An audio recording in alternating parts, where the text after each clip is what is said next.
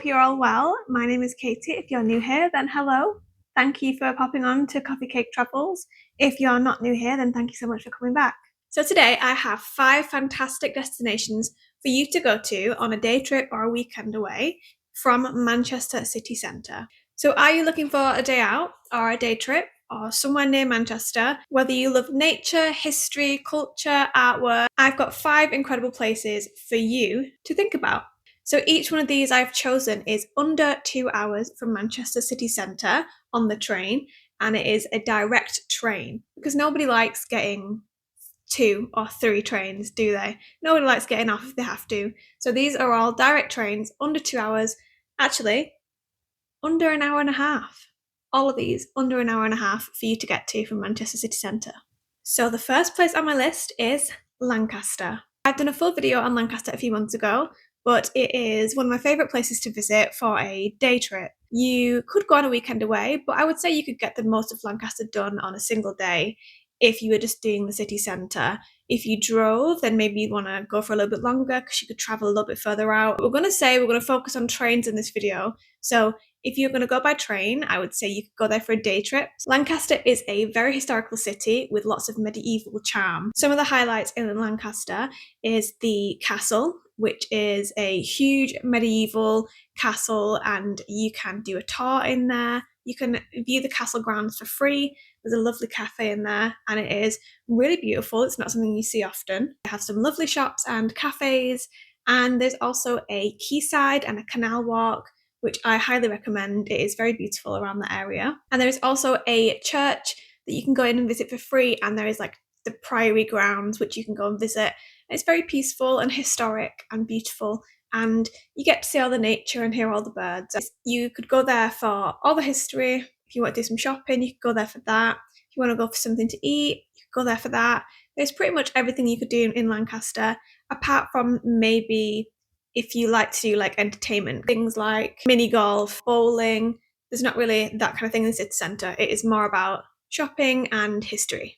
So to get to Lancaster from Manchester, you can get a train from Manchester Piccadilly, and it gets you there in around 1 hour and 10 minutes. So the second place I want to tell you about is Chester, another video that I have done a full video on a few months ago, and I actually recommend going to Chester, as I did, for an overnight stay because there is so much to do in Chester, and I didn't even get to do it all in 2 days. So Chester is a Roman city, and it has so many historical landmarks and things to see there, including the city walls, which is a beautiful loop around the centre, very scenic, very historical. It has the castle, which I didn't have time to visit. It was one of the things on my list, but there was just so much more to see than I expected. There is the Rose, which is a unique 2-tier shopping street. It's quite hard to explain, but it's very old-fashioned. You kind of go up the stairs, and then it's like the shops are here and another tier, and then it's all outside here. It's really quite cool. And there's lots of like boutiques and vintage shops. There's also loads of museums, including the Grosvenor Museum, which I visited, which was great, and especially the Six Death Museum, which is amazing. There is also the Roman Amphitheatre, which is the biggest in Britain, I'm pretty sure, and there is the cathedral as well. There is so many things to do in Chester, so I highly recommend if you do go to Chester, you would want to do it in a weekend away. And the good thing about Chester is that most of the things are free, apart from the Six Death Museum. Everything else is free. And so if you want to go somewhere and not spend too much money and only really pay for your food and drink, then Chester is a great place to go.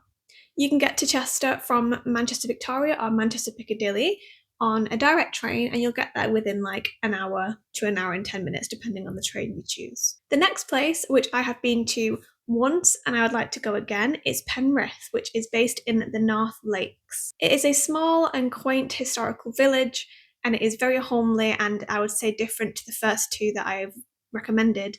The first 2 are quite busy and thriving, and I would say that Penrith is probably a little bit quieter, smaller, more cozy and more homely.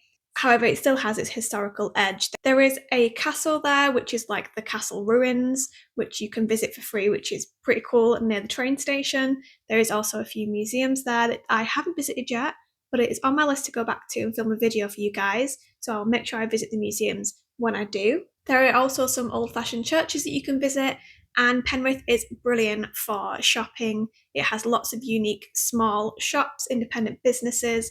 There is lots of like cozy little bookstores and cafes.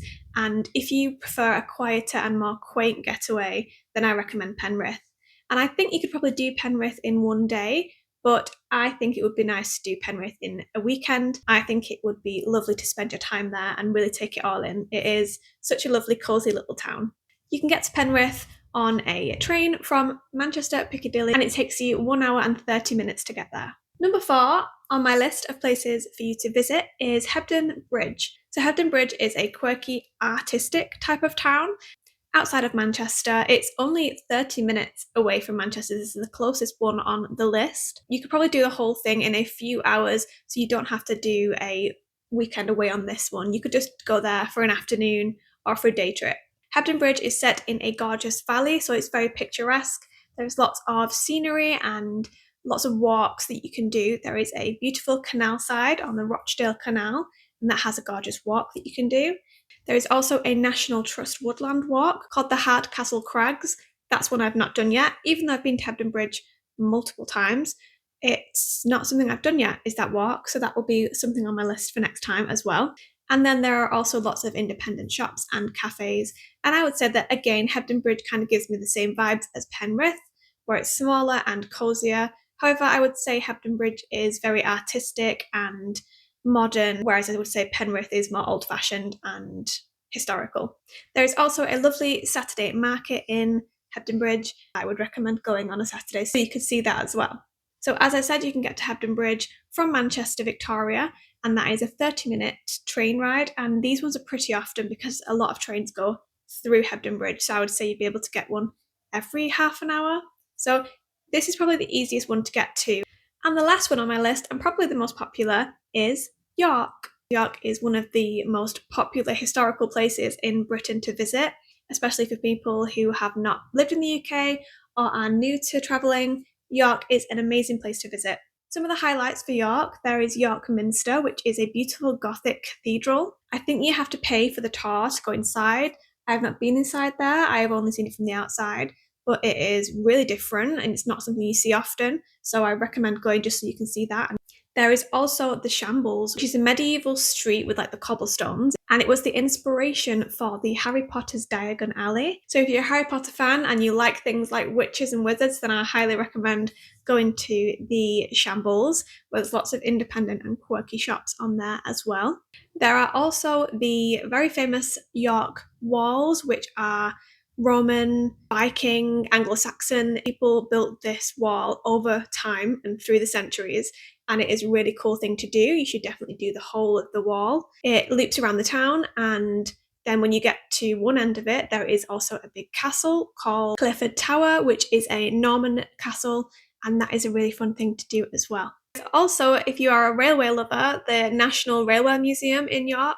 So if you do like trains, then you should definitely go there as well. I think you could probably spend a weekend in York. There is a lot of things to do, but you could probably do it in a day as well if you got there early and you wanted to come back in the evening. There is a lot to do, so you'd be squeezing a lot in, but I think you could do it if you didn't want to spend a weekend there. When I went with my partner a few years ago, we stayed in Bishopthorpe in a shepherd's hut, which was really fun, and then my partner drove into the centre.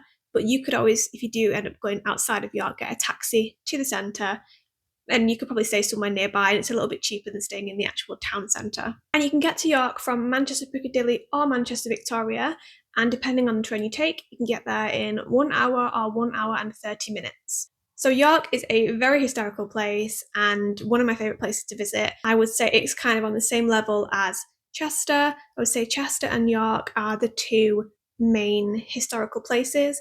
I would say Lancaster is one down, and then I would say the Penrith and Hebden Bridge are more cosy and quaint, smaller towns.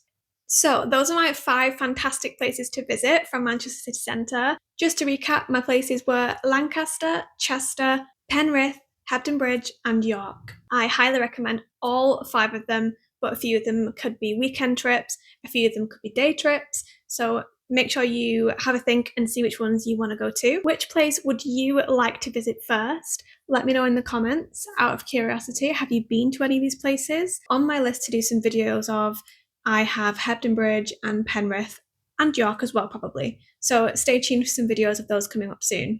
Thank you so much for watching this video, guys. And if you liked, then please like and subscribe and have a lovely day. Bye.